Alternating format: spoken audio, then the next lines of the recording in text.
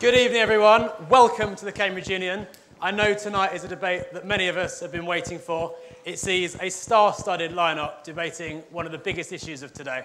The exact motion being debated tonight is this House believes religion has no place in the 21st century. A quick point of clarification, we are tonight debating specifically organised religion, and that's what our speakers will be debating on.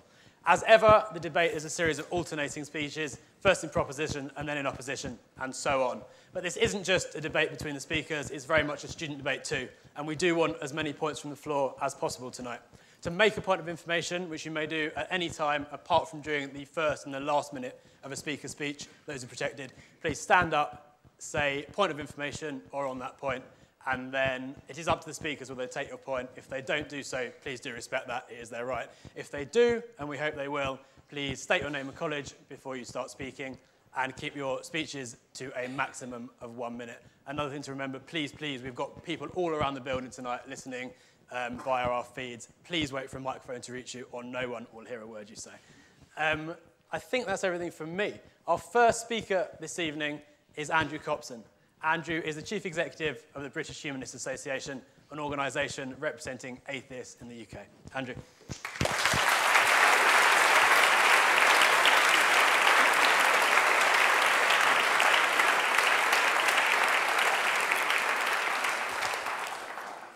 Thank you very much. I want to start by once again clarifying exactly what it is we're speaking about this evening, organised religion. We're not talking about individual men and women on their personal quest for values and meaning and purpose in life. We can all go on that journey, and good luck with it. We're talking about organised religion, clearly defined groups that have in-out memberships, categories of membership, hierarchies, whether clergy or otherwise, and an institutional existence above and beyond their individual members. We're atheists and humanists on our side of the house this evening, but we need not be. We could be joined by religious people, many Hindus and Buddhists, obviously, but also individual believers in the monotheistic religions who have their beliefs, but are wary, as we are, of organised religion. And when we say it has no place, we don't mean that it should be banned, persecuted, wiped out, and eliminated, but that the harm it does outweighs the good that it does, and that we would be better off without it. I'm going to talk this evening about some of the harmful moral and social effects of organised religion, which outweigh any potential benefits it might claim, and are peculiarly harmful in the context of the 21st century world. Taken together with the pernicious intellectual effects of organised religion, which Richard will argue this evening, and backed up by the empirical studies that demonstrate the truth of what we're arguing, which Arif will bring to bear, we on this side of the House think that our case for the proposition is indubitable. We can all talk about whether or not organised religion has been a force for good or harm in the past. We can rehearse back-of-the-envelope calculations, hospices and charitable endeavours in the balance against crusades, witch burnings, the Inquisition, 9/11, Avicenna weighed against Osama bin Laden, Francis of Assisi versus Adolf Hitler. But what's relevant this evening is the 21st century and its particular challenges. We'll say more about those as we go along, but it's pretty clear what the context of the 21st century is. A world that's more interconnected than ever it was, a world that is more democratic than it ever was, and a human race facing the greatest existential threats we ever have, at the same time as we understand the universe and our place in it more fully than ever before. In a world like this, where do we best get our ethics from? What's the best form of social organisation? What values and principles and attitudes and habits of mind will equip us best to face the particular challenges and make the most of the opportunities offered to humanity? It is not from organised religions that these will come.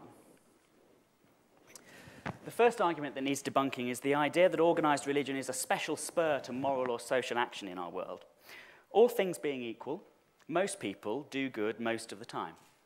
And although it's sometimes claimed that organised religion is a force for good because it is an especial motivator to social action, and you may hear this from the other side of the House this evening, there's no real evidence to support this. In the UK, for example, the last citizenship survey showed the percentage of religious people volunteering in their community was the same as the percentage of non-religious people. And although religious charities do good work in the UK and abroad, most charities, 2/3 of them, are secular.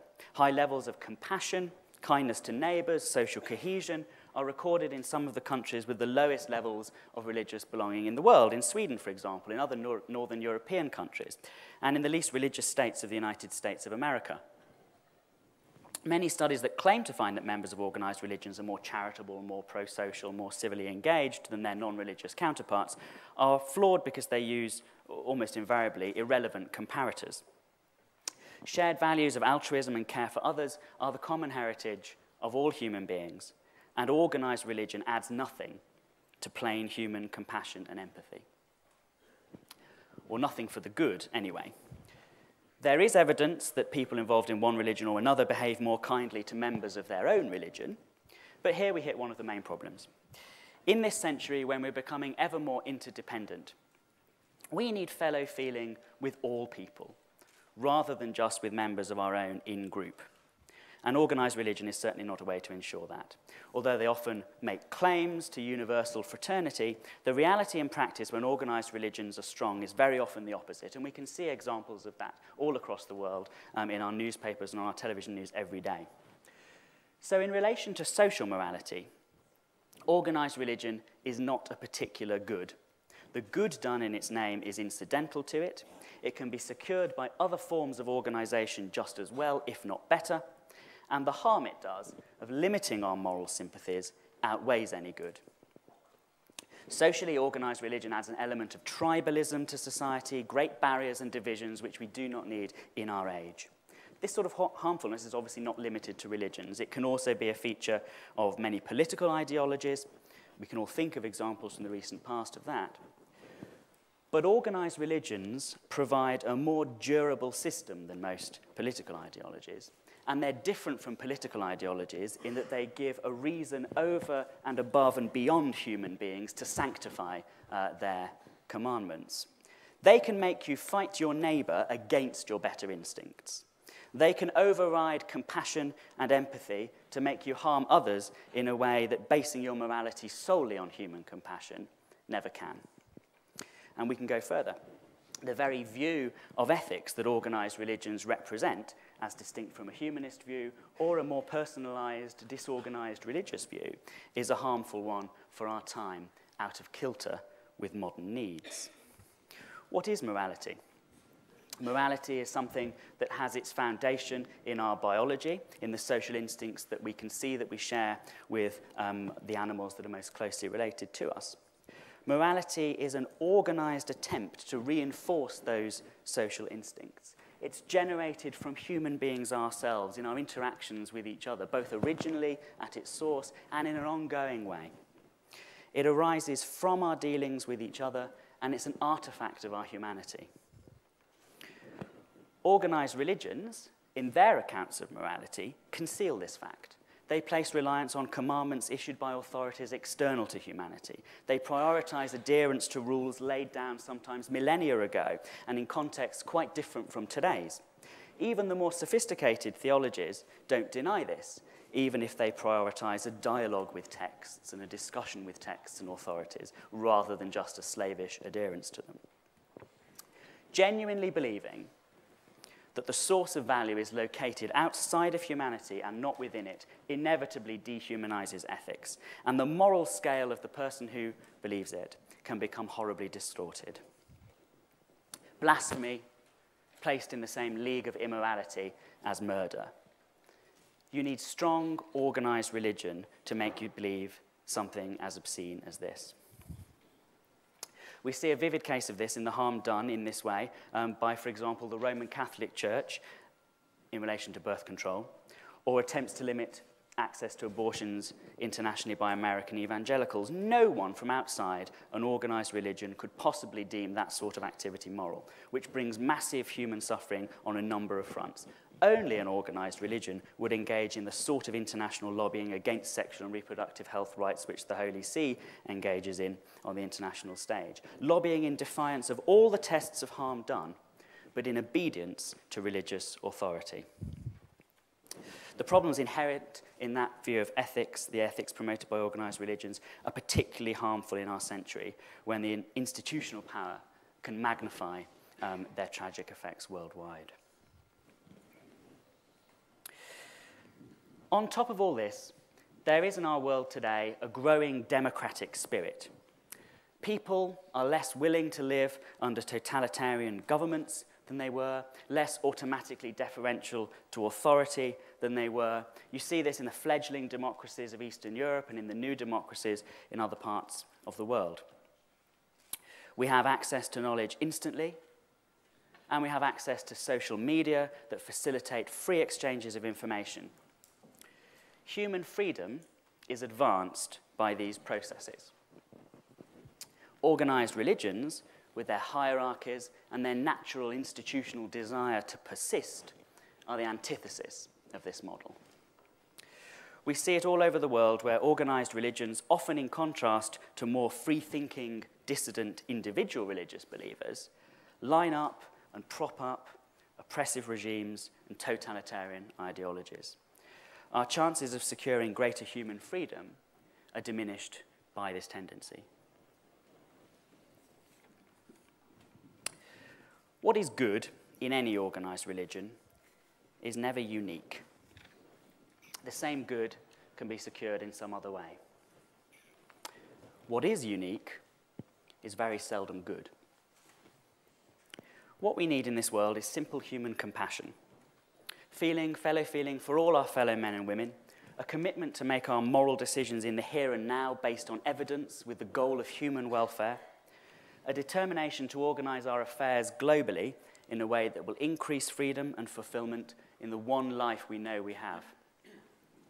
That's what we need, and that's the positive case advanced by the proposition tonight. Drivers of sectarianism, multipliers of conflict, proponents of fossilized moralities, fear and favor, sanction-driven moral authoritarianism, distorting our moral scale, producing harm where there need be none, uniquely divisive because of their great importance and their extra-human reference points. Organized religions are undoubtedly a force for harm rather than good in our century.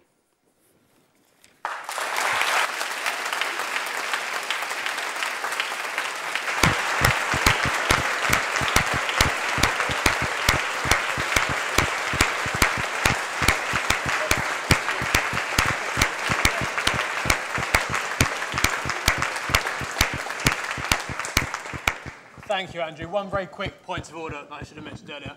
Please, no photography in the chamber this evening. Our next speaker, as I'm sure everyone here is aware, is the outgoing Archbishop of Canterbury and the incoming new Master of Magdalen College, Lord Rowan Williams.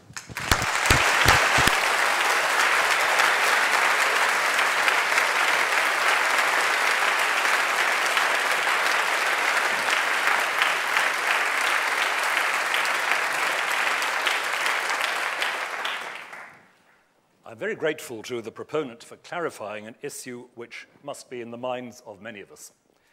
Because with all due respect to the authority and influence of this House, a vote for the motion this evening will not change facts on the ground. And the fact on the ground is that religion, organized or disorganized, undoubtedly has a place in the 21st century. And the challenge that we face is not so much whether it should be there or not, as what our attitude should be to it. Critical, indeed. Receptive, I trust. Engaged, above all. And I'll explain why I believe engagement with organized religion is a priority for the 21st century and indeed beyond. I have, of course, to declare something of an interest here in believing that it's, as a matter of fact, true, but let's leave that on one side just for the moment. Why engage with, let's not call it organized, but communal religion? And before going further, let me just define what I mean by that. It's all very well to say that we're talking about organized religion as opposed to some mysterious activity that people engage in their privacy, in their solitude. The philosopher Whitehead's remark that religion is what a man does with his solitude What a woman does with her solitude is still very mysterious, of course, but that's part of the unhappy legacy of certain religious attitudes across the centuries. I freely admit that.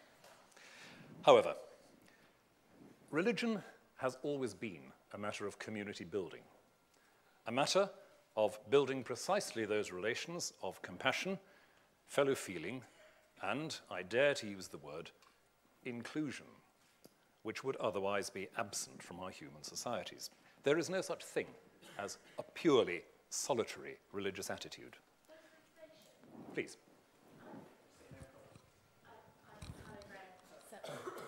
Hannah Graham, Selwyn College. Even if we accept that religion was once necessary for community building, etc., in the world we live in today, we have strong communities that are linked not only we're not only linked to the people who live close to us and believe the things we believe, but to people around the world through social networking and such like. So, even if we did need religion for community building in the past, why is it still necessary now when it does all the harm that was previously mentioned? Thank you. If I may, I'll come back to that in a while. It's a very important point which I'd very much like to take up. But at the moment, the point I'm trying to underline is that the notion that religious commitment can be purely a private matter is one that runs against the grain of religious history because of that innate element in religious commitment, religious language, that is tradition building and community building. More of that, I promise, Hannah, later on. Now, why should we take seriously this claim to be an agency for community building? It's because the main historic religions of the world have, all of them in their different ways, a passionate, metaphysical commitment to human equality. That is, to an idea that human beings as such are worthy of respect, are endowed with dignity. And that proposition, whatever may be said by secularists, is not so self-evident that we can ignore the question of where it comes from. Religious community is based on the notion that there is something profoundly in common between myself and my neighbor. The tragedy of the history of organized religion, which I don't dispute for a moment, is that it has so often said solidarity ends at the borders of our commitment. The reality of many centuries, indeed millennia, of communal religion is that religious communities have constantly stepped beyond the boundaries of those comfort zones to create communities, to create patterns of mutuality that do not stop with the people you happen to agree with. And whether we're talking about the Islamic Ummah, whether we're talking about the Buddhist world, whether we're talking about the Christian church, that has been a dynamic within religion which has contributed to the fact which I'm afraid some religious people are often reluctant to recognize, that the very concept of human rights has profound religious roots. The Universal Declaration of Human Rights would not be the way it is without a certain history of philosophical and theological debate. Now, it may be said, and just has been said, that that may have been necessary once. Have we outgrown it? I don't think we have, because as I said earlier, it's not wholly self-evident why we should regard every human subject as endowed with the same kind of dignity, every human subject as worthy of the same kind of respect. Religious people, on the whole, will say that every individual deserves that radical respect because they're made in God's image, because they're the object of God's love, however you want to phrase it. But that is a non-negotiable element in the life of these communities. So I want at least to see us arguing about where universalist moral commitments come from, where they're rooted, where their origins are. And I go back here to what was said by the great and not at all theological German philosopher Habermas some 15 or 20 years ago, that we are not so richly endowed with sources for being serious about human dignity in our contemporary culture that we can afford to ignore what religion has to contribute to that discussion. But I want to say at the same time how crucial it is that religion should, if it is to have a place in the 21st century, be the object of exactly the kind of scrutiny, exactly the kind of critique that we're talking about tonight. Religion that is allowed to bury itself in privacy is religion that very frequently goes extremely sour. Religion left to itself, protected from public scrutiny and public debate of this kind, is religion that is constantly liable to turn precisely into the caricature of faith which you've already heard eloquently described this evening. And that is why if I say that I thank God for Professor Dawkins, you will understand what I do and I don't mean.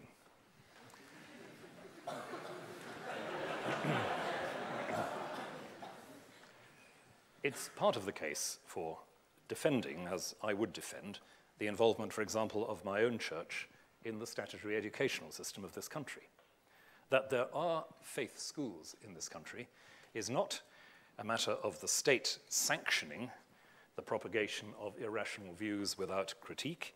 It's a matter of engaging religious agents and religious communities. Please.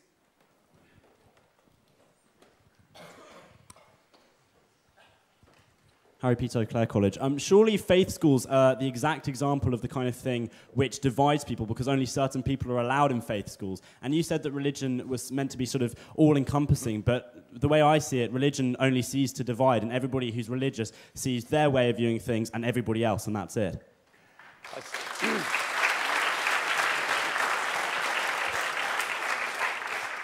I would recommend you here to look at some of the statistics about admissions policies in Church of England schools, where there is a regular assumption that a minimum percentage of admissions will be to people who do not necessarily share religious faith.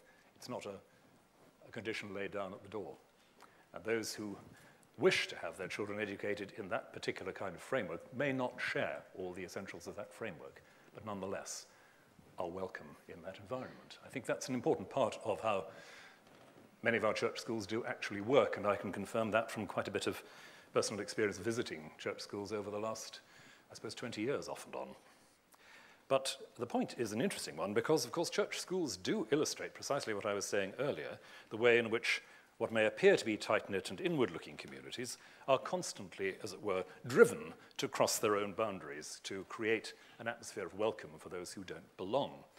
And I recall here a statement which I've quoted more than once from an old student of mine who said that the church, and I'm speaking, of course, here of my own commitments, the church is one of those places which remains a place where you put things, feelings, aspirations that don't fit anywhere else. And the church has to be hospitable to that variety of feeling, that variety of aspiration and inquiry. So the point about church schools is one well worth returning to, and I dare say that there will be one or two observations on that as time goes on. But let me, as I move towards a conclusion, pick up just one or two specifics. You have, of course, been warned that we on this side of the chamber will tell you how nice religion makes people. Now, I, as a former archbishop, am in quite a good position to know the truth of that assertion. And I would want to say with some firmness that that is not the case that I want to make, because it doesn't entirely stand up. What I would want to point to is something which is, in many parts of the world, unique to the Christian and other religious environment. And that is what I've touched on already, that particular passion for attention to those who are otherwise ignored or otherwise outside. And my image here is from a visit to Congo about 18 months ago, speaking one evening to a large group of young people who had all of them been abducted to be forced into militias in the Congolese Civil War at various points in their adolescence. About 30 or 40 of these youngsters shared their experience, and said one after another, without prompting, without agenda, had the church not been faithful to us in these circumstances, and they were people of very varied backgrounds, not all of them Christian, we would not be here recovering our identity as members of a community, as people to whom some kind of dignity was accorded. So long as that process and that pattern remains true, so long as there are religious communities which make a point of attending to, refusing to ignore those who are the edge of their society, those who have no obvious claim because of social usefulness or whatever, then I believe religion retains a place in the 21st century, the 22nd, and really for quite a long time after that. Thank you.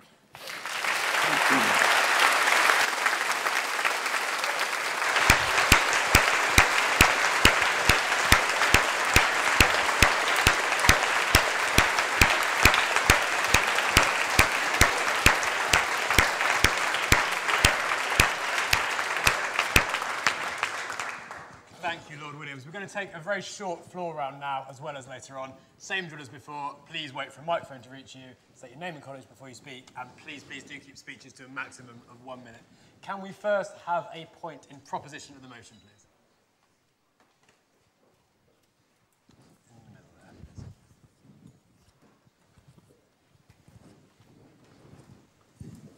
please? Layla Sudbury, Queen's College. The Church of England specifically discriminates on the grounds of gender, and that doesn't really have a place in the 21st century, so how do you defend that?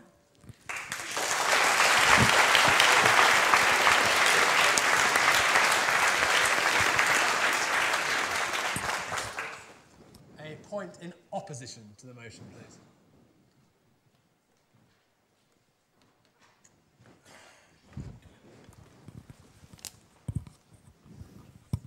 Hi, Rob Vauxhall-Smith, Peacehouse. I'd like to just draw an analogy which might seem trivial to some, and obviously to the extent that it's valuable, it should be considered not further. I'd like to make religion analogous to football quickly. Every week, millions of people turn out to watch football, something we call the beautiful game. And there are divisions in football. We chant, we fight, and, you know, bad things happen, but at the same time, that's not why it's beautiful. It's beautiful because it gives people a reason to come together and feel like they're part of something that's bigger than themselves. And now if you look at religion, every week millions of people turn out to their places of worship. And yeah, there are fights. We chant at each other. But it offers people a place to feel like they're part of something bigger than themselves. And you might not agree with it. I don't support Man United, but I can understand why people do. I understand that it's more than just a team that plays football. So you might not agree with religion, but can you not accept that it provides a platform for people to feel like there's something bigger than themselves?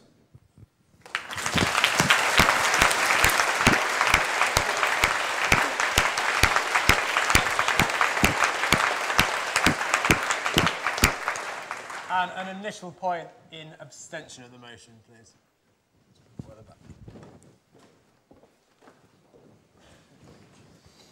Ben Jones, Homerton College. I'm abstaining because I'm not going to argue that religion's got no place in the 21st century.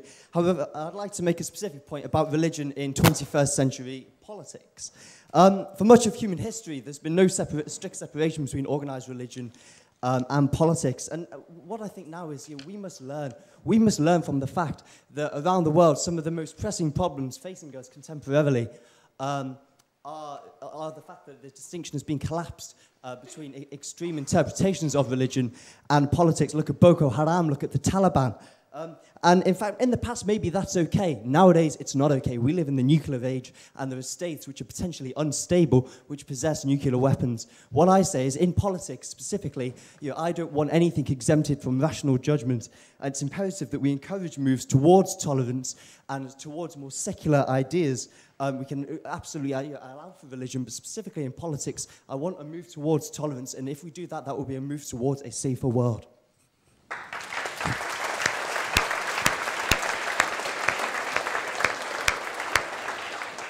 Thank you. We will have another floor round slightly later on in the evening. But to get back to our main debate, we have a speaker who really does need no introduction this evening.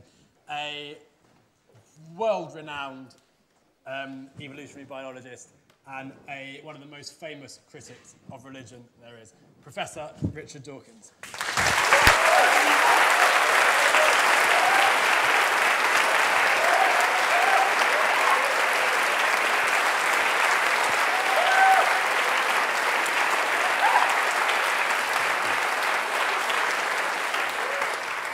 Mr. President, thank you. I must apologise to begin with for a sudden attack of clergyman's throat, which I've been trying to cure by sucking cough sweets, and I hope my voice doesn't give out before the end of my statutory 10 minutes. I'm not going to be talking about moral issues. Others have and will. I'm going to be talking as a scientist, passionate about scientific truth. So I won't say I don't really care whether religion has moral good effects or not. I do. But what I care about tonight, at least, is it true? And is it true really matters to a scientist? And I think it's almost a moral case that truth actually is important. My text is taken from the book of Psalms.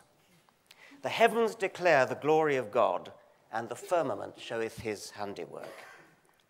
That's the kind of God I could go for, the kind of God I would have gone for if I'd lived before Darwin, the kind of God I did go for as a young man when I was, as St. Paul said, when I was a child.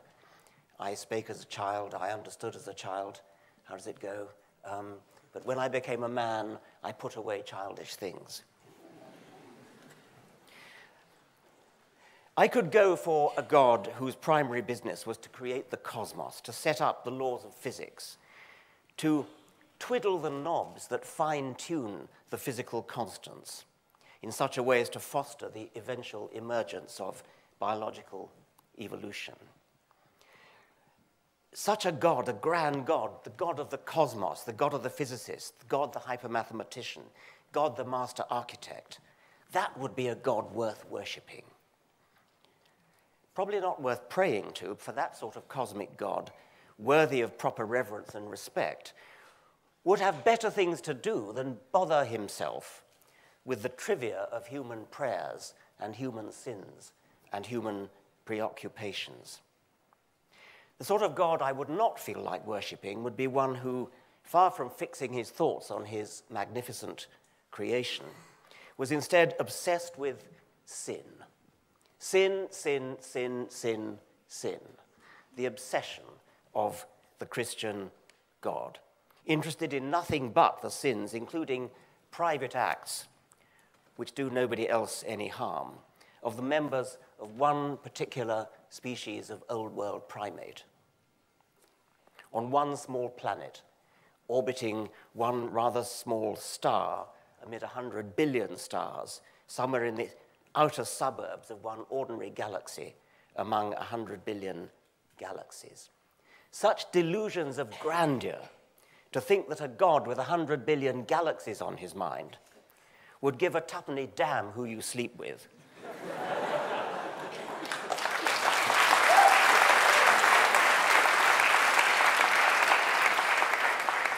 or indeed whether you believe in him.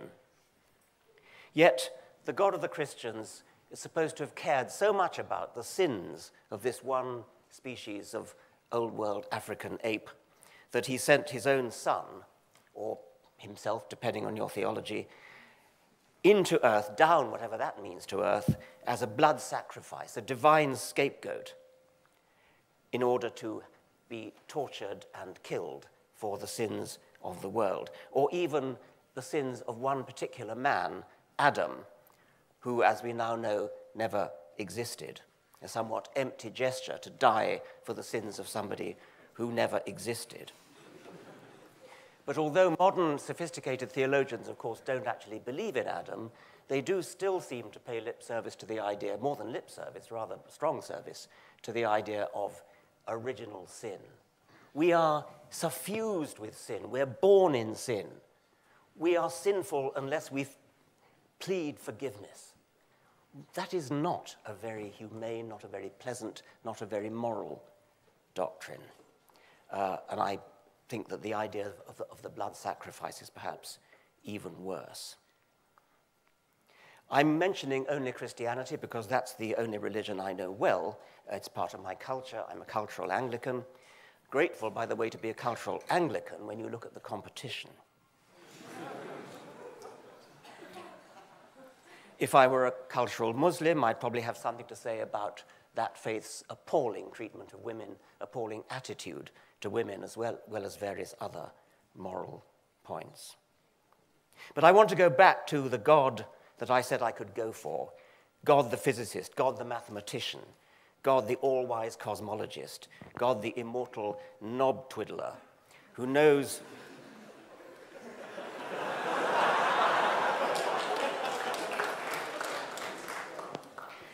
who knows to the umpteenth decimal place the exact value of every physical constant, how it needs to be set in order to bring a lasting universe into existence which is capable of giving rise to life and eventually, perhaps, to us.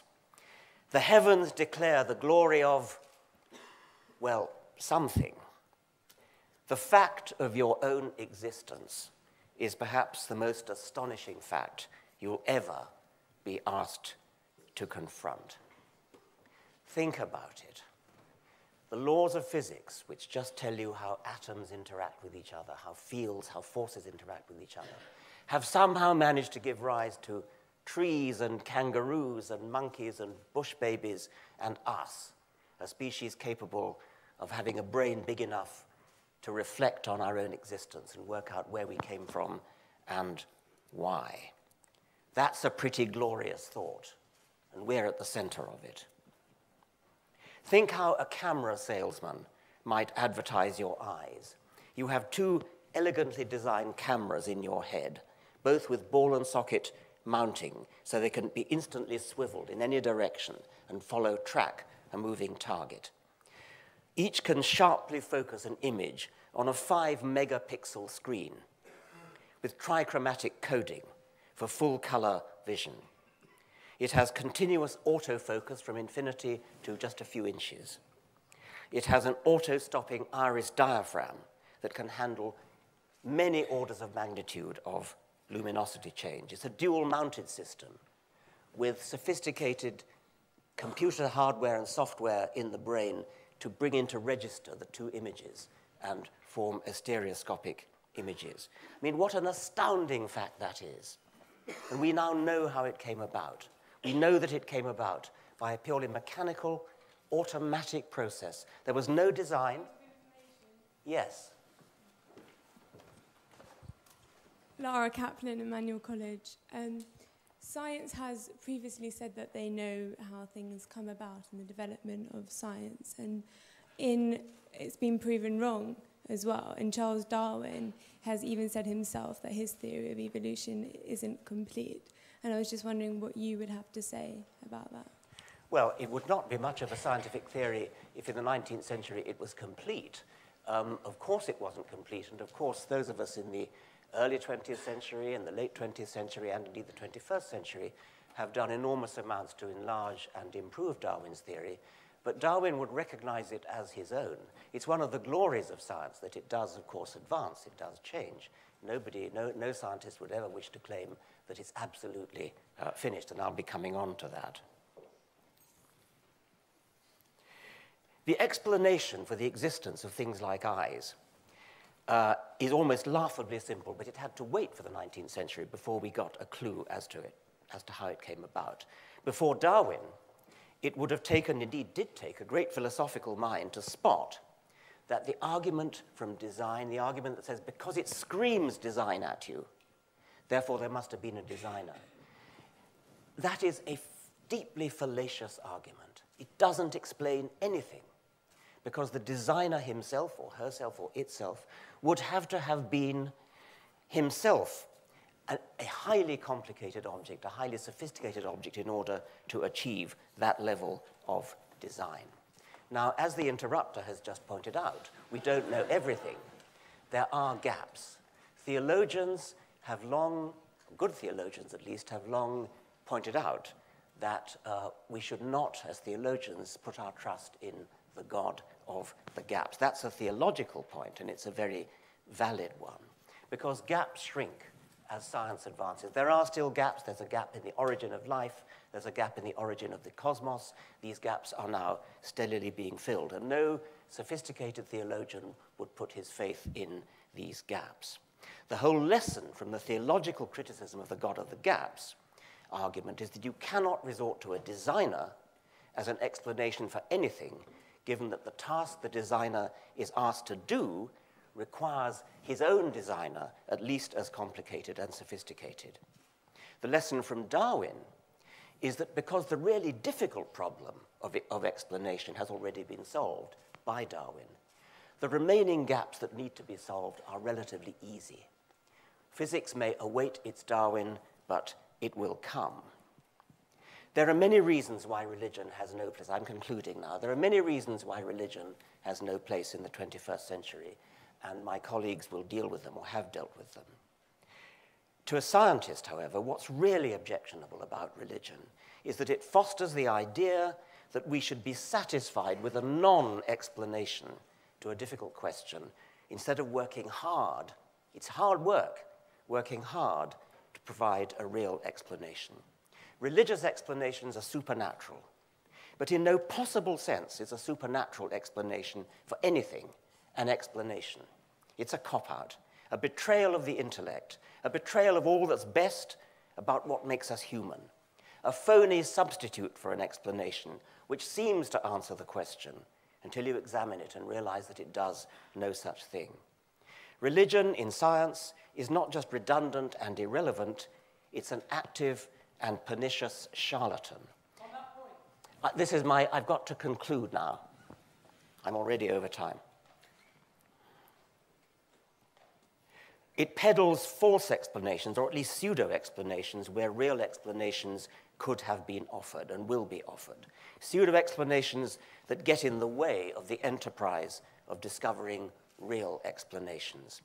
As the centuries go by, religion has less and less room to exist and perform its obscurantist interference with the search for truth.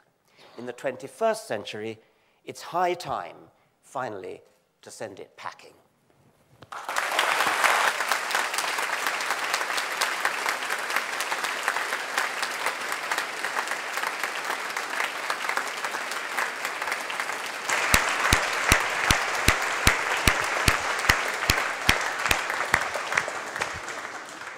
Thank you, Professor. Continuing the case for the opposition is a renowned writer and Professor of Islamic Studies at Oxford.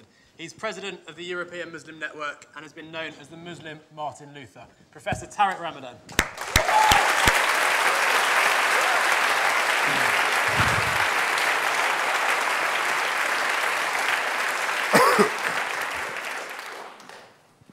Thank you.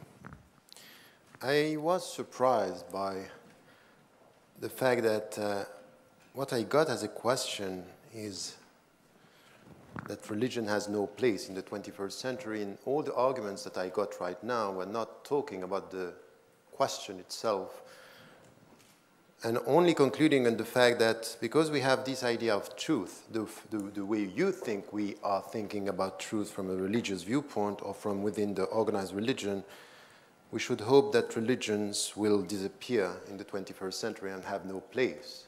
So the argument itself for someone who is a scientist is not very scientific and much more driven by passion.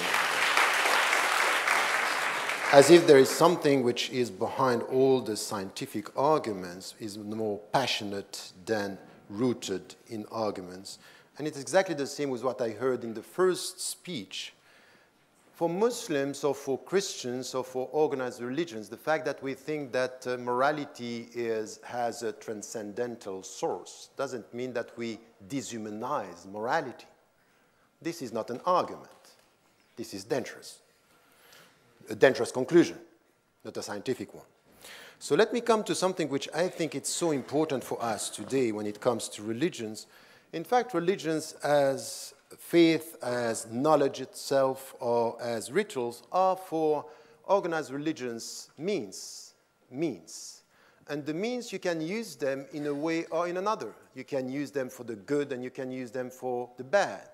It's not because we have people from within the organized religions that sometimes are instrumentalizing religion that we should forget everything which is coming from within the organized religion and understand what was said, the sources of morality, the way we deal with human dignity, the way we deal with the way we have to deal with our own self. And it's very important. You cannot dismiss the point that within the organized religion, there is a very deep understanding of the concept of human being, what it means to be a human being. It's not only coming from Socrates, it's also coming from a very old religious tradition and a very deep understanding of what is shared in a universal way, which has to do with the way we deal with our heart, our body, and our mind.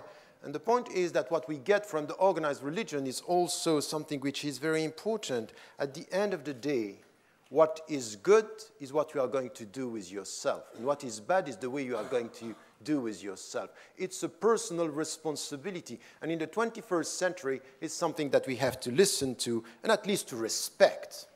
And the point for me is this one. If we look at the challenges ahead, the 21st century, we have lots of knowledge, technology, and sciences. And at the end of the day, we have lots of means. But there are critical questions about the ends. What do we want to achieve? And this is the time where we need philosophy and religions and humanists all together to come and to deal with this. We need a pluralistic discussion on this, not humanists telling us we don't need you. If you are truly humanist, you know, please, I'm sorry, I have lots of things to say, so, and I heard so many things. So the only right humanistic position would be for you to say, I disagree with you from the organized religions, but we need you to have these pluralistic discussions on the ends and the finalities, to use philosophical discussion, not to tell us, in the name of our humanism, disappear. Is this humanism? This is dogmatic rationality. It's as dogmatic as a new religion, as the old religion. Yes, it is. So,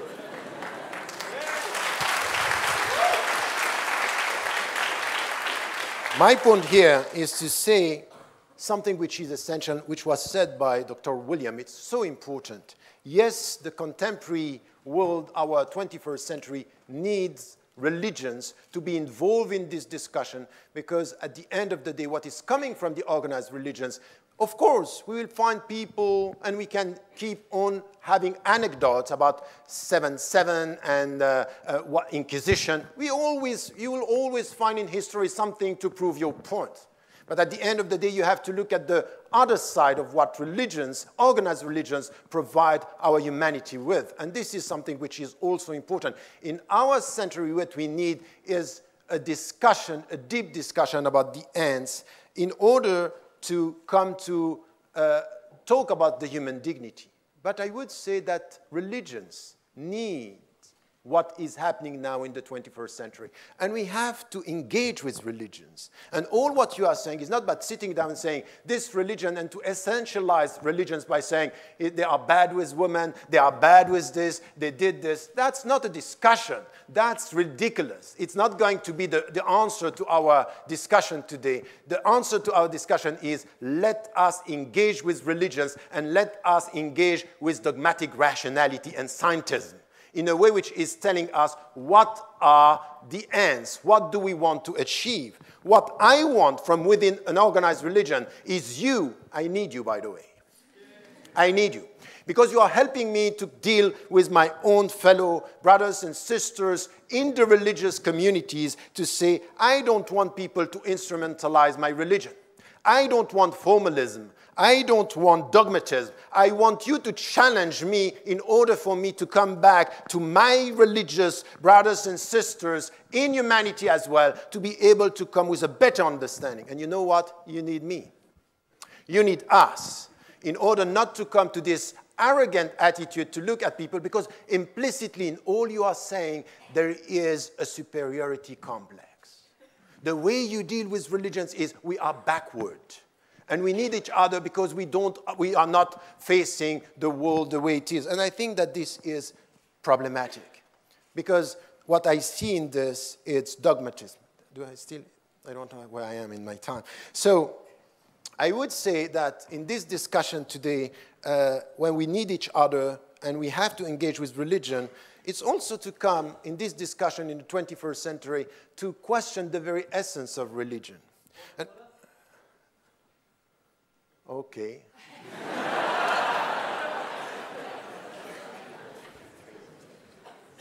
You have 15 seconds.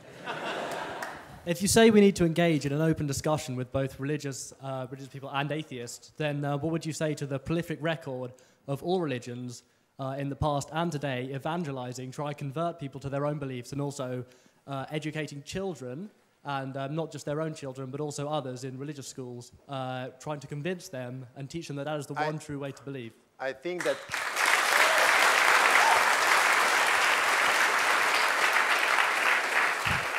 You are exactly explaining my point. This is what I said, that you will always find people within religious, organized religions trying to convince and trying to convert people. But I would tell you that it's exactly the same with some atheists. They want to convert people to atheism. That is the same.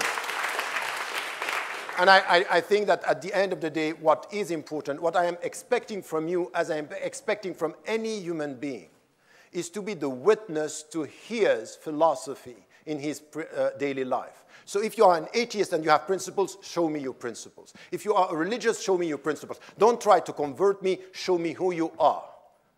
Instead of trying to convince me that I'm wrong and that my truth should disappear from history. Anyone who wants someone to disappear from history, religious thoughts or philosophical thought, is dangerous, because this is dogmatism. This is dangerous. Behind it, this is a new way of dealing with power. My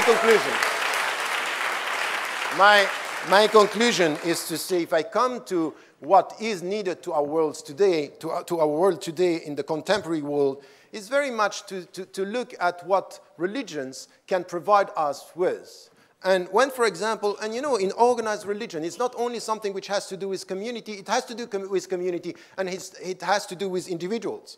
So when it comes to something that I learned from within a tradition, I'm dealing with scientific truth, philosophical truth, and I'm acknowledging the fact that we don't have one final answer, and even Richard Dawkins cannot prove that God doesn't exist. So when he doesn't prove this, let us come to what is our way of life. In religious traditions, we find a way of educating yourself, know who you are and not know only what you have, something which is very needed in our consumerist societies, that we need something which is questioning the very end and purpose of our human life.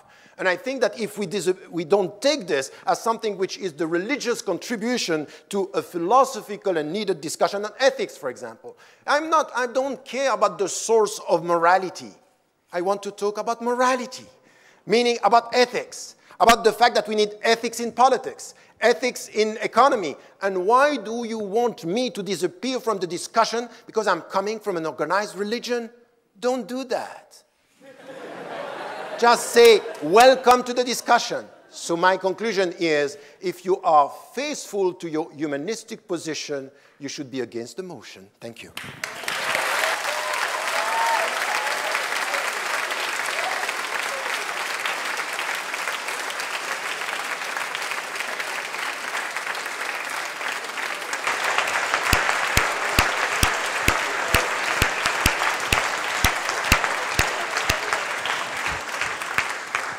Thank you very much, Professor Ramadan.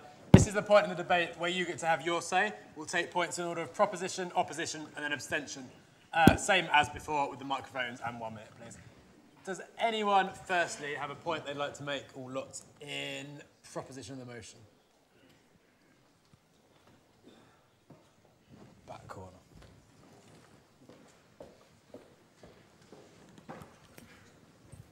Joe Hazel, Pembroke College.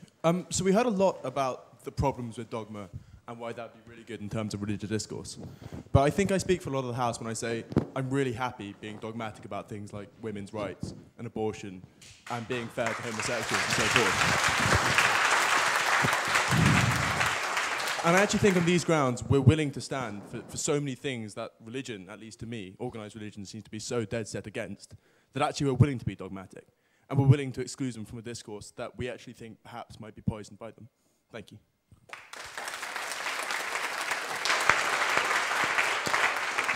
A point in opposition, please. Thanks. Matt Hitchens, Emmanuel College. I don't believe in God, but I do really like Christmas carols.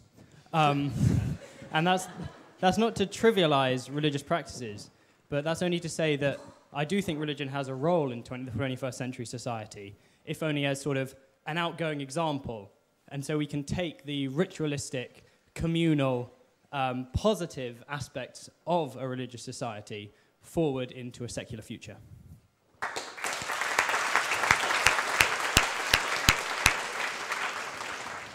Could I have a point in abstention?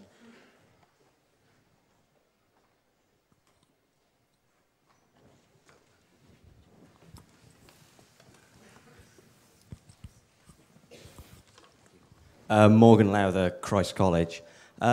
I think in abstention, I feel the problem here is that I have a problem with organised religion in its current form, not with organised religion as a concept. I think the problem at the moment is that organised religion seeks too much to give answers. It's not a personal choice. I mean, how many people can honestly say they chose their religion, that it wasn't put on them at birth or at school or so on, apart from the occasional heretic or convert? I mean, it should be a personal choice. The answers aren't easy, but let people have questions and let the answers be difficult, but let it be a choice. Organised religion could provide that if it didn't push itself on people. Thank you.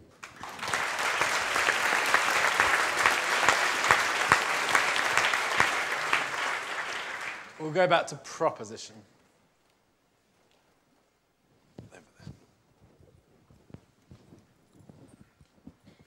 You said, it's Bridie down in college. You said that when you come to a debate about morality and you don't want me to question your source as God, well, I hesitate in using an obvious example, but that's quite hard to do when, say, you're using a book which also legitimizes, which also says that it's wrong to eat shellfish. Say we're talking about gay sex, for example. Well, I don't find it quite hard to use that as a legitimate source. Thank you. Point in opposition, please. Over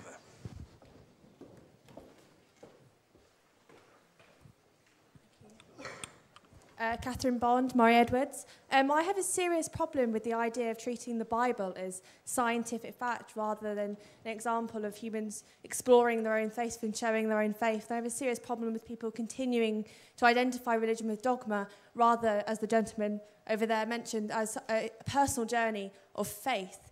And I feel that the idea of treating the Bible as a spiritual fact misses entirely the point of it as its spiritual and personal object.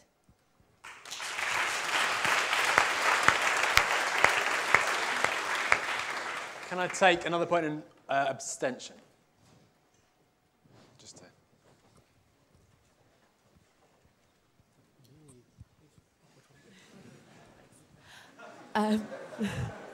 I'm Hannah from Selwyn. While I have a lot of sympathy with Professor Ramadan's point about not completely excluding someone from the debate because you think they're wrong. I mean, I'm not religious myself, but I'm slightly afraid of completely pushing someone out because I disagree with them, because I can see that might be seen as dogmatic in a way that people might have accused certain members of the proposition of being. But equally, I wonder if he knows, I imagine he does actually, because he's, I'm sure, had conversations with people of other religions, what it feels like to talk to someone who believes not only that you're wrong and that that's just of consequence to, as you having a truth that they don't believe in, but that because you're wrong, you're innately damned and sinful. And I know a lot of religious people nowadays don't want to sound as extreme as that, but I think we have to accept that that's a position that a lot of religious people innately come from, because one of the key things about an awful lot of religions, not all, but an awful lot, is saying, this is my God, and if you don't believe in my God, or at least do some of the things prescribed by my God or a God, then you will suffer in some way. And that's a very hard thing to engage with when people are saying, not just, I disagree with you, but I disagree with you, and I think that for your disagreement with me, you'll be punished. And I might be very nice to you now, and very polite to you now, but ultimately I know that I'm going to heaven, and you're going to suffer in hell or equivalent. And that's a very hard thing to engage with. And I wonder why we should be asked to engage with something that says that about such a large group of other people. What was that? Anastasia, what was that? Abstention?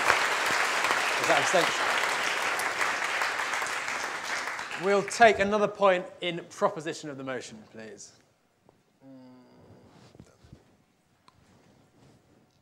Name and college, please. Mike Villa, Churchill College.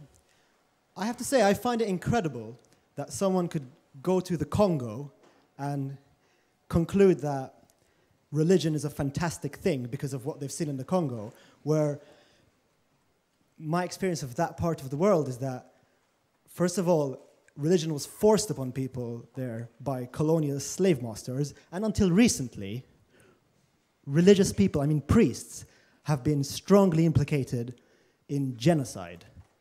It takes an extraordinary leap of mental gymnastics to go to Congo and conclude that religion is a brilliant thing which helps people.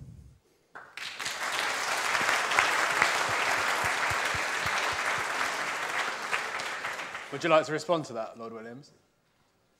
Would you like to respond? Yeah? Please do. Can we just get a microphone to you? Sorry.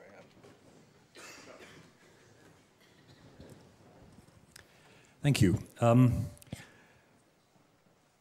I understand that the background of all kinds of conflicts, all kinds of suffering in the continent of Africa and elsewhere is shaped by religion as it's shaped by many other factors. What I'm reporting, though, is not history, but what is actually happening at the moment. What is actually happening to make a difference to the lives of people who would otherwise be on the refuse heap of society. These are people who, and Congo is not an example where genocide has been in any sense promoted or colluded with by religious groups. What has been happening in Rwanda and Burundi, which I take it are the examples you're thinking of in terms of religious involvement, is not religion being responsible for genocidal activity, but genocide sweeping in its trail, tribal-based genocide sweeping in its trail, religious people along with others. It happens because I have a less sunny view of human nature than Professor Dawkins does. It happens to religious people as it happens to others. That's why I say that what I see as distinctive about the religious contribution is not that religious people are drawn in to appalling, cruel, bigoted, exclusive behavior, but that something else breaks through again and again and makes that kind of difference. Albert. Professor Ramadan, a very quick point just in response to that, I believe. Yes, quickly, 2 points about what you just said. About some of the religious people that you can meet and talk to, and they can let you think that because you don't believe in what they believe, you are going to be punished or you are wrong. I think that once again you can find some mindsets that are like this. Can you just reduce all the religious people to such an attitude? I wouldn't say so. So I think that in order to be and to go beyond this, we need to engage, and we need to have we need to get the very essence of religious traditions and to understand that it helps the people to be better in many ways. So just to take 1 or 2 anecdotes to prove that all the religions are like this, I think it's wrong. And I always think that we have to engage with whoever you disagree with. And my last point is about being dogmatic. We don't agree on the definition of dogmatic. What you are saying is that you are very clear on the fact that you are not going to compromise on some rights for women and for human beings, and I will be with you. Dogmatic is not this. Dogmatic is to be so sure that you are right, that you are not able to listen to what is said, that you are so sure that you want to impose your position, and you are not going to change anyone in such a way. Dogmatic minds are dangerous. Clear minds, open minds are the future.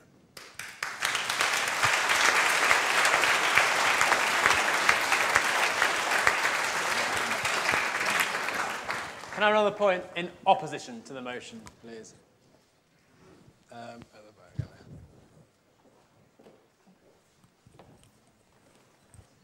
Thank you. Raza Habib, Emmanuel College. I'd like to take this opportunity to respond to Professor Dawkins, who opened his speech tonight speaking on behalf of scientists. And Professor Dawkins spoke and made a speech in which he claimed that religion does not offer answers and that scientists care about truth. He said that truth in science is almost a moral question. And he almost centered his entire debate around this. And I'd like to speak, as a student of science, as a physicist, And so that I'm a scientist, but I don't feel the same way he does about truth. Because speaking as a physicist who has to deal with the fact that we say 75% of the universe is invisible and we don't know what it is, speaking as a physicist who says that actually we treat subatomic particles that are both waves and particles at the same time, we don't have truth anymore. Physicists sacrificed truth a long time ago. In fact, you speak to a lot of physicists, they say they're anti-realists. They don't believe science is true. That's a standard position amongst a lot of scientists. And in fact, it's non sequitur to the debate. Because at the end of the day, whether we believe science is true or God is true is irrelevant to whether or not we think religion has a place in the 21st century.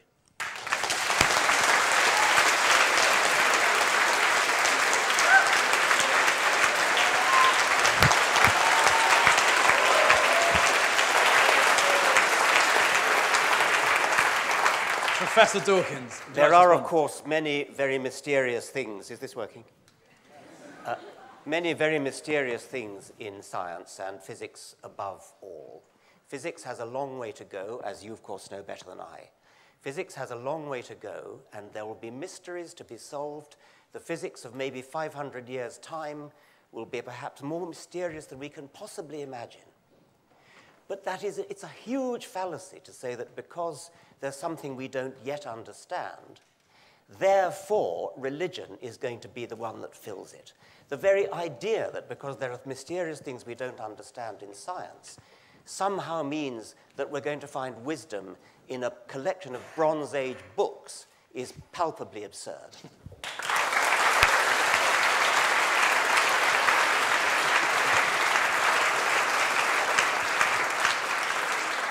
Mr. Copson.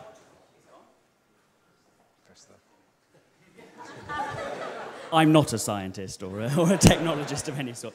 I want to respond very quickly to the accusation that's come from the other side, specifically from Tarek, about the idea that what's been put up on our side of the debate has been the proposition that we should dogmatically exclude or eliminate or occlude or destroy both either the religious perspective in the 21st century or religious people. I said very specifically at the top of the remarks that I made that we were not taking the claim that organised religion should have no place in the 21st century to be one to be an argument on us. Well, listen to me for a moment, and you'll know what I'm saying, and then you can, and if you want to respond to it afterwards, you'll at least be responding to something that I've said, rather than something that you've said that I've said. Dogmatic.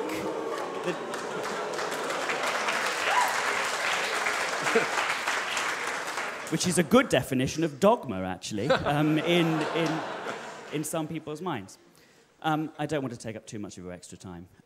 So just to say that what I was talking about was not proposing the motion with a view to eliminating such people and excluding such people. Of course, in reality, if we want the 21st century to be a success, we're going to have to reach out to each other across those divides. That was a major part of the argument that I made.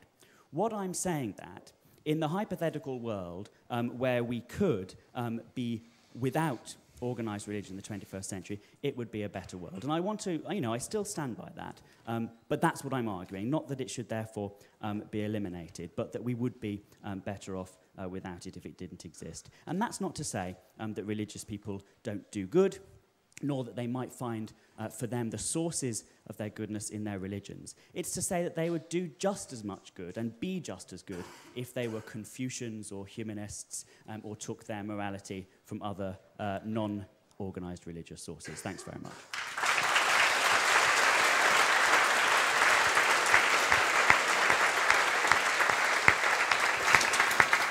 Can we have one last point, an abstention, please? Well, over there, please.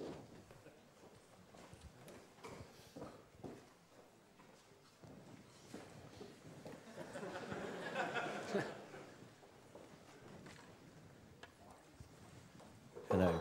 Is it working? Yes. Gideon Farrell, King's College. I just wanted to pick up on some of the points made by Lord Williams about the kind of inclusiveness of religion. So I think there have been quite a lot of disingenuous points made on both sides, and we're kind of dodging the argument a little bit, which is more about whether or not it has a place, not whether we should get rid of it, as was just said.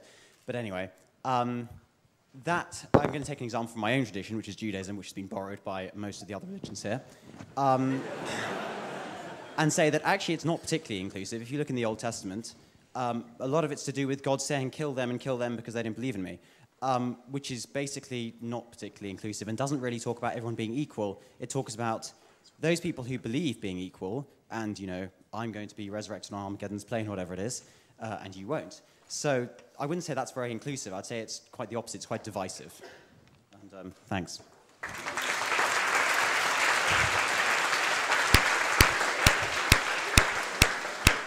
Thank you for all the points from the floor. We want to get back again to our main debate. And closing the case for the proposition is Dr. Arif Ahmed. Dr. Ahmed is a senior lecturer in philosophy here at Cambridge and an ardent critic of religion. Dr. Ahmed.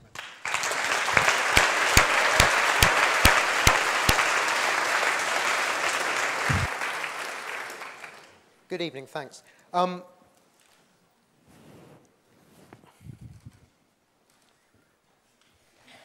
Excuse me a second. Let me just start by talking about dogmatism. I took dogmatism to mean believing things in spite of the evidence and not being sensitive to the evidence. And of course, the view that Professor Dawkins and Andrew and most secular humanists propose is, on that definition, the very opposite of dogmatism. Of course, if there were evidence for the beliefs that Rowan Williams has or the belief that Tariq Ramadan has in God or theology or resurrection or any of these other things, we might start to believe it. But the fact is that despite more than 2,000 years of trying, nobody has produced a shred of evidence for any of those things. Of course, yep. What would you fancy as evidence? Maybe they're just looking at evidence in a slightly different way. One of two things. One of two things. Yeah, so the question was, what would I take as evidence? Maybe they mean something else. One of two things, exactly the same thing as we take evidence to be everywhere else, namely either a valid argument, that is an argument with true premises from which the conclusions follow, or something like an empirical argument, the sort of evidence we have, for instance, that drugs work, or planes flies, or all the other things to which we trust the most important decisions in our life. On the point of evidence, of course, the other thing I would say is that neither of the speakers on the other side, as far as I could hear, produced a single piece of evidence for any of their assertions. There was quite a lot of philosophical talk and gesturing and rhetoric of one sort or another and patterns of mutuality and various other things, but nobody, as far as I could tell, cited any specific case except the one example of the Congo, which was rightly disputed, or any actual evidence at all for any of the things that they said. I'll come back to some of these points later. Let me now say something about the nature of the question that we're discussing. The issue is whether organized religion has a place in the 21st century. One point that I think needs emphasizing that hasn't so far been emphasized is that by religion we don't just mean Christianity, and we certainly don't just mean the Church of England. We mean Mormonism and Baptism, Seventh-day Adventism, Pentecostalism, and all of the other Christian sects, also Hinduism, Voodoo, Scientology, and Islam. These are all parts of religion, and in fact, it's fair to concentrate more on those than upon the Church of England, because some of those are the fastest growing religions. Islam is the fastest growing major religion in the West. The evangelical churches are the fastest growing Christian religions in the United States, and I believe, in fact, in the world, the evangelical and Pentecostal churches. Whereas, on the other hand, the Church of England has declined by about 80% since 1970, or rather, the number of children going, I think, to church has declined by 80%, and the actual number of Anglicans has declined by 50% in that period. So, of course, well, do you want a point of information?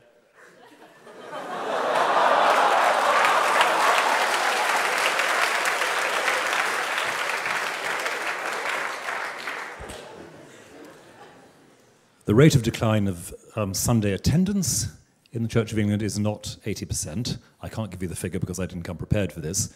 The rate of growth of Anglicans worldwide has been, I think, in the order of about 30% in the period you mentioned. I don't particularly want to get into arguments about these details, but if you're making some point on the back of this, I would just like the evidence to be in focus.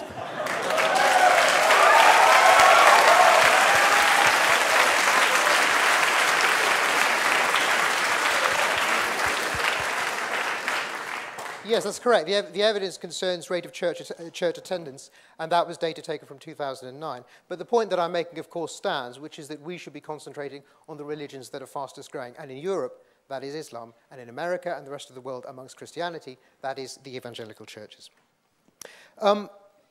A claim that beat off stiff competition to be the silliest thing that was said on the other side was Professor Ramadan's claim that somehow we're essentializing religion or essentializing Islam by saying, oh, you must believe this and you must believe that. And if we cite 7:7, we're saying it's of the essence of Islam to go around blowing up buses, or it's of the essence of Islam to do this, that, or the other.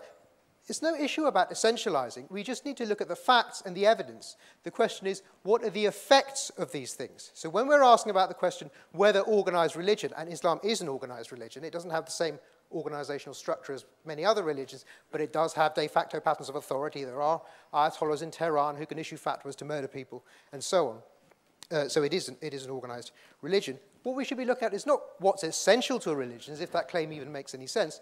What are the actual facts about the effects that organized religion really does have in the world we live in today? So let me turn now to those. The first point was one that Andrew's already touched on, so I shall be brief about it. And that's just a question to do with, well, issues about social capital and social cohesion and vague terms like that. When we ask about what are the actual effects, we find that there are plenty of studies, the most recent having been in 2012, showing that, as Andrew said, non-religious people show more kindness, more generosity in random acts of kindness. Compassion has more of an effect towards altruism in those people than in religious people. In addition, there's evidence dating from the last 5 or 6 years showing a strong correlation between higher rates of belief in religion and worship of Creator on the one hand, and higher rates of homicide, juvenile and early adult mortality, STD infection rates, teen pregnancy, and abortion in all of the prosperous democracies. On that point.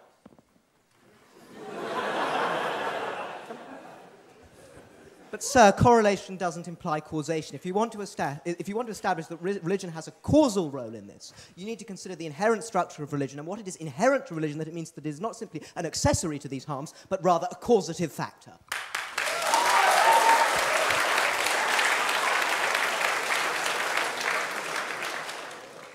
Nobody denies that correlation doesn't entail causation. Everyone who knows anything about it knows that correlation is evidence for causation, which is what I was claiming. Let me move on now.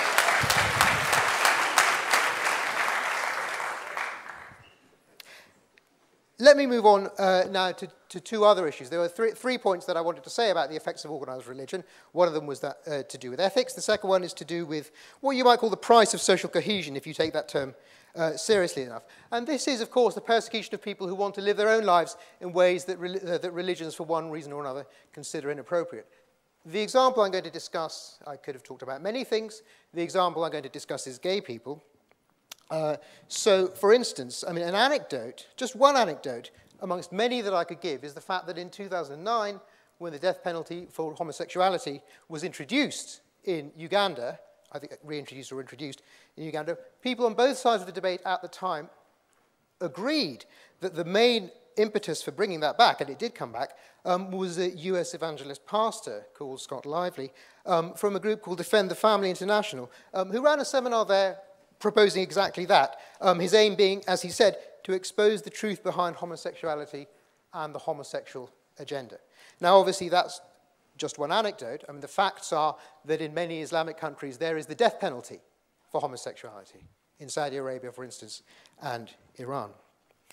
In the UK, 39% of Christians don't agree that homosexuals should have the same legal rights as heterosexuals. This is from a poll in 2009. And from another poll in the same year, 0% of Muslims think that homosexuality is morally acceptable. I could go on, but you get the point. And these are actual facts. This is data. This is not me waving my hands in the air, making some semantical hair-splitting or giving some murky philosophical argument. These are facts, and perhaps the opposition would like to tell us which of these things are in fact not facts, or which of these studies are flawed. Let me go on to the third thing, which I think is perhaps the most important, which is freedom of speech. There are various cases that I might cite. If I'd had the time, I would have mentioned the Rushdie case, but I will just talk about the case about the Danish cartoons, which many of you will know about, which dates back to 2009. The history of that was, of course, that these cartoons depicting Muhammad were produced.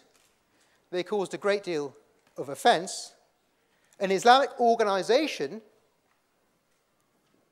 comprising a large number of Islamic countries, their ambassadors wanted to speak to the Danish Prime Minister. He refused, and they sent imams around Islamic countries stirring up resentment at this. This caused riots and other things at which about 200 people died. And it has an echo even in Cambridge, I'm sorry to say. Those of you who are at Clare College might know, you probably won't remember, but you might know that about 4 or 5 years ago, a student at this college was nearly thrown out of the university for publishing a magazine in which those cartoons were shown. It was spineless on the part of Clare College that they actually apologized for this. Perhaps what's worse than the real threat of the fact that violence is really committed against these people and other people, for instance, in connection with the Satanic verses, when they produce things that are critical of Islam, is the chilling effect that it has. There are things people don't do and don't say and are frightened to say now because the fastest growing religion in Europe now, organized religion in Europe, is offered a real threat of violence against anyone who criticizes it. That's an effect. That's an effect of organized religion, a demonstrable effect of it. The final point I want to make, I'm going to close now. The final point that I want to make is to emphasize that, of course, nothing in the argument that I gave depends on the truth or falsity of religion. I made a few remarks at the beginning, but apart from that, nothing in this empirical case has any dependence at all on the truth or falsity of the Christian or the Islamic or any other religion. A religious person could vote for the proposition. The point is not, is religion true or is religion false? The point is, there is a difference between what Andrew and I would regard as a relatively legitimate role of religion, which is having a personal ethic, which perhaps means genuinely love for your fellow man, and what then happened to Christianity and all of the other religions, which is that they started wearing pointy hats and telling people what to do. And it's if you reject that step that you should vote for the motion. Thank you.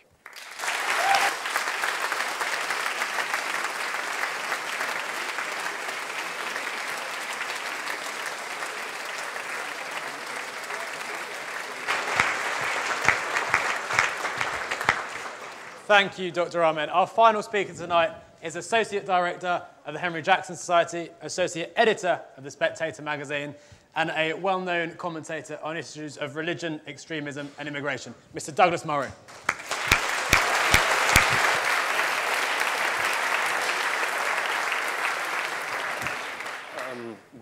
Thank you. Thank you very much for that. Well, I was going to say it's a pleasure to be back in Cambridge. It isn't entirely.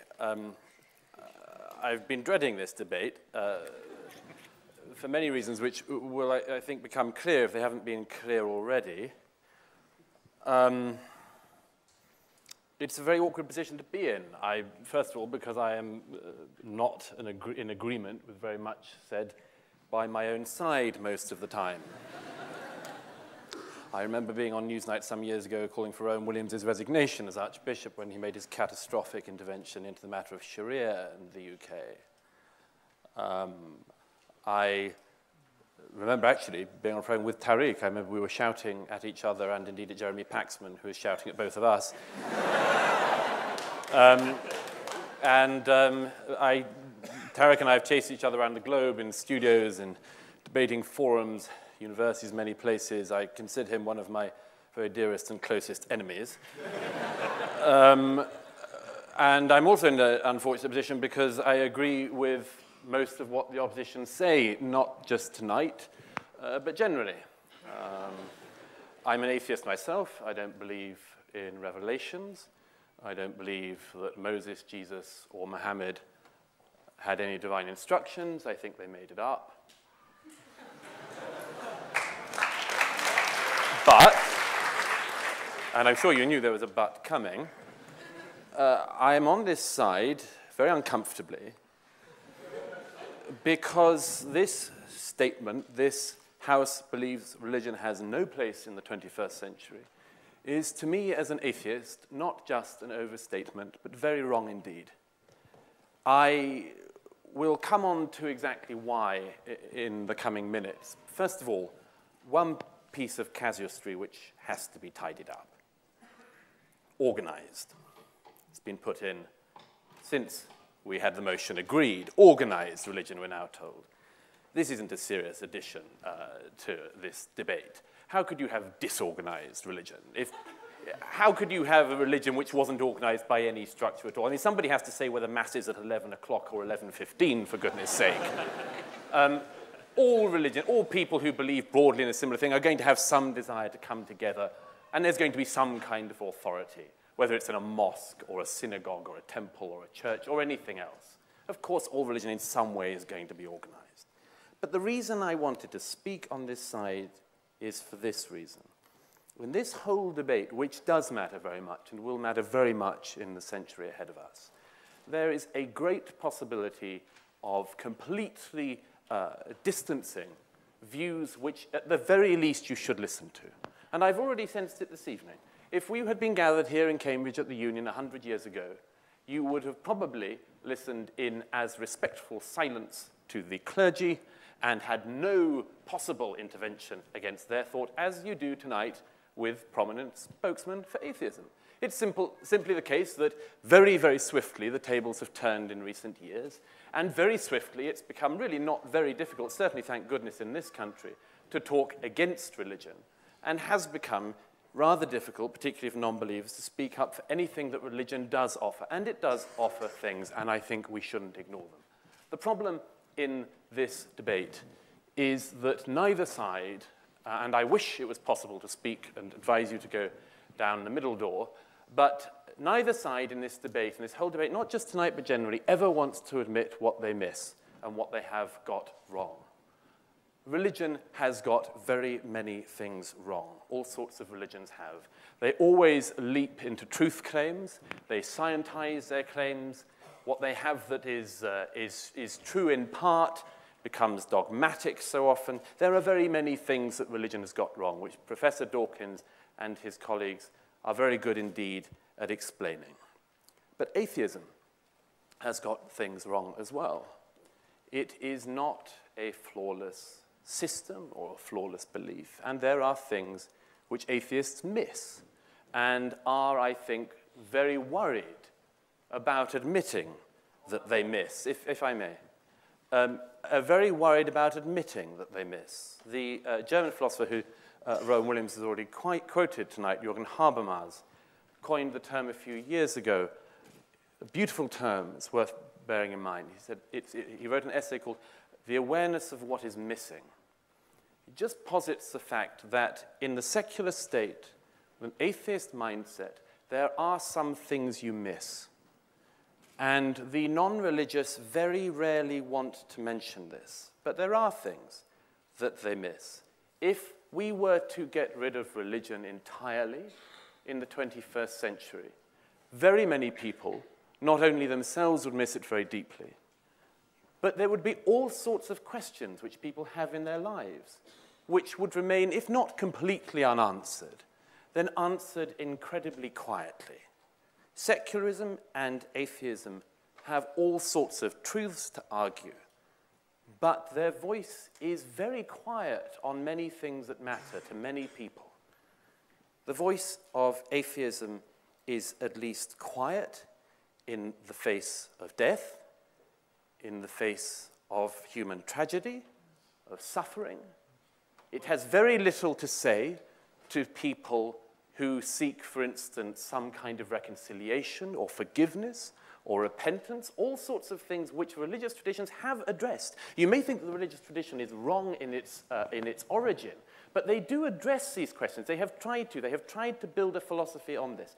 And at the very least, if you were to throw out at this very moment all religion in the 21st century having no place, many people would be deprived of these things. Andrew Copson, in his, I thought, somewhat presumptuous speech, if I may say so, portrayed a future in which, if we just dropped religion, we would be running into the sunlit uplands, where everything would be terrific. We would be reasonable creatures in a reasonable universe with reasonable desires, reasonably answered. Are you sure about that? Are you absolutely sure that if you tell a generation, 2 generations, 3 generations, religion has, and let's remember, no place in the 21st century, are you sure that we arrive at those sunlit uplands? Or is it possible that if you tell people enough that they live a meaningless life in a meaningless universe, in a meaningless existence, that you may just get something like a perpetual version of The Only Way is Essex?